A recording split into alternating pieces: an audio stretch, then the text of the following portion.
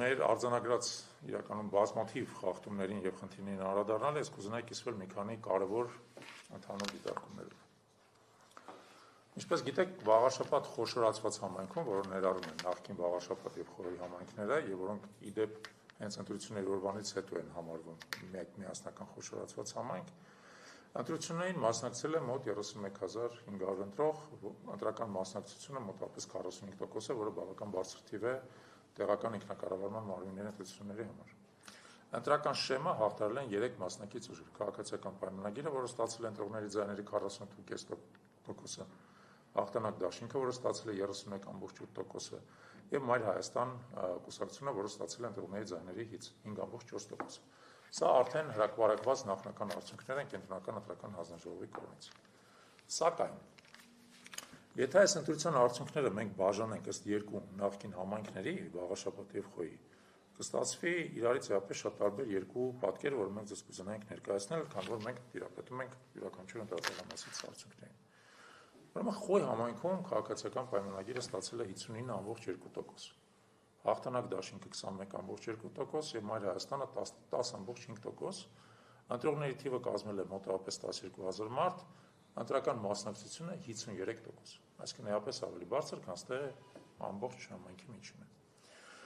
Եթե վերցնենք վաղաշաբաթ նախկին համայնքը, ապա այստեղ պատկերը ըստ էության կարելի ասել տրամագծորեն տարբեր է։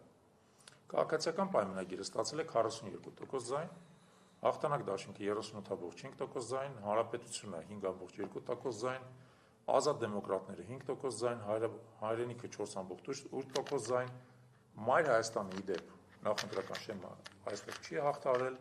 եւ ընտրողների թիվը կազմել է մոտավորապես 19500 մարդ,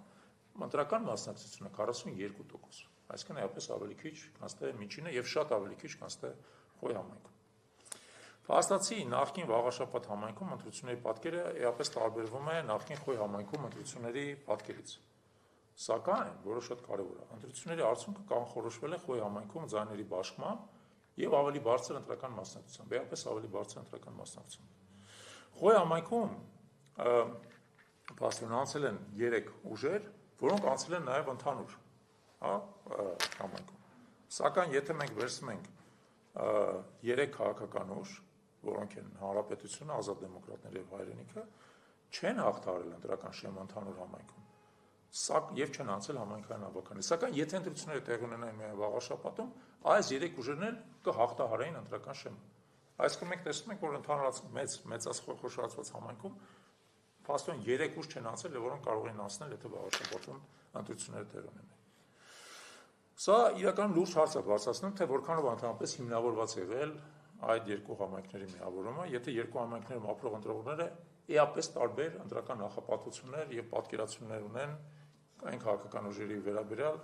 որոնք իրանց ընտրել են։ Փաստացի նայեք, վաղաշաբաթ քաղաքում ի տարբերություն խոյ համայնքի ընդհանրապես որևէ ուժ ընդգծված մեծամասնություն չունի, փաստորեն երկու ուժեր հավասարժեք աջակցություն են ստացել, եւ եթե վաղաշաբաթում տեղի ունենար ընտրություններ առանձին, ապա այս արդյունքներով, որտեղ կարող արդյունքներն էլ տարբեր լինեն, բայց այս արդյունքներով կառավարումը պետք է տեղի ունենար ավականում կոալիցիայի ձևավորման միջոցով, եթե ընտրությունները լինեին զուտ վաղաշաբաթ համայնքի շրջանակներում։ Սա շատ կարևոր է, եւ հայ հարց է բարձրացնում, թե ինչ նպատակով են այդ երկու համայնքները միավորվել, որն է եղել դրա հիմնավորումը ընդհանրապես։ Հաջորդ հարցը, որի վրա մենք կուզենայինք ուշադրություն հրավիրել, եւս որպես դիտորդներ, պահպանելով քաղաքական չեզոքության սկզբունքը։ Քվեարկության հաջորդ առավոտը, երբ դեռ ընտրությունների պաշտոնական արդյունքներն էլ չեն ամփոփված, իսկ հիշեք, որ դրանք ամփոփվել են մոտավորապես մեկ շաբաթ հետո, Հայաստանի Հանրապետության վարչապետի պաշտոնը զբաղեցնող Նիկոլ Փաշինյանը, շտապելով շնորհավորել ընտրություններում հաղթած քաղաքական ուժի ղեկավարին, հայտարարել է, որ այս ընտրությունների արդյունքները հավելալից կտան Մայր Աթոր Սուրբ Էջմիածինը գործող կաթողիկոսից ազատելու համար։ Այս կապակցությամբ, որպես դիտորդական առաքելություն, մենք ցանկանում ենք նշել հետևյալը։ Առաջինը, մեր երկրում եկեղեցին անջատ է պետությունից, ուստի որևէ համայնքում թիմ ընտրությունների արդյունքները որևէ կերպ չեն կարող անդրադառնալ եկեղեցու ներքին կազմակերպման վրա, որևէ կերպ չեն կարող անդրադառնալ։ Ըստ էության դա Սահմանադրության 17-րդ կետի խախտում է, որը հստակ շեշտում է, որ մեր երկրում բոլոր կրոնական կազմակերպությունները, ոչ միայն հայրաքելական եկեղեցին, անջատ են պետությունից։ Ուստի այս հայտարարությունը շատ տարօրինակ է հնչում եւ ըստ էության սա հակասահմանադրական բնույթ ունի։ Երկրորդը վաղաշաբաթ համայնքում կայացած ընտրությունների համատեքստում ընտրողների ճնշող մեծամասնությունը ներառյալ նաև հաղթած քաղաքական ուժին ձայն տվածները ընտրություններ են գնացել սեփական համայնքների խնդիրների լուծման ակնկալիքով եւ որևէ մեկին մանդատ չեն տվել եկեղեցու կամ կանթողիկոսի դեմ հայտարարություններ կատարելու։ Ուստի նման հայտարարությունները ընտրություններին չմասնակցած անձի կողմից մեր տեսանկյունից մեր քաղաքացիների ձայնի առերևույթ շարժման տարեր են պարունակում։ Մեր քաղաքացիները գնացել են աջակցելու Արգիշտի Մեխակյանին, ենթադրենք Սևակ Խաչատրյանին, Խաչիկ Մանուկյանին եւ այլը, որոնցից ոչ մեկը հակայի եկեղեցական կարգախոսներով հանդես չեկել ընտրությունը եւ դա մենք արձանագրել ենք։ Երրորդը, որի մասին մենք կուզենայինք խոսել։ Մեր կարծիքով, եւ դա եւս մենք արձանագրում ենք որպես դիտորդական առաքելություն, այս ընտրությունները աչքի են ընկել ընտրախախտումների աննախադեպ բարձր մակարդակով, մանավանդ նախկին խոյամայնքի տարածքում, եւ դրանցից շատերը պատշաճ կերպով արձանագրված են մեր զեկույցում եւ ձեզ կներկայացվեն։ Ավելին ձեզ ասեմ, մեր զեկույցը նաեւ ամփոփման փուլում է, այսօր մենք կներկայացնենք նախնական տվյալները, բայց տվյալները շարունակում են գալ մեր դիտորդներից, նույնիսկ բոլորը չենք հասցրել այս ընթացքում ամփոփենք, մեր գործընկերները կներկայացնեն, բայց արդեն կարող ենք ասել, որ մանավանդ խոյ համայնքում խախտումների մակարդակը անթույլատրելի բնույթ է կրում։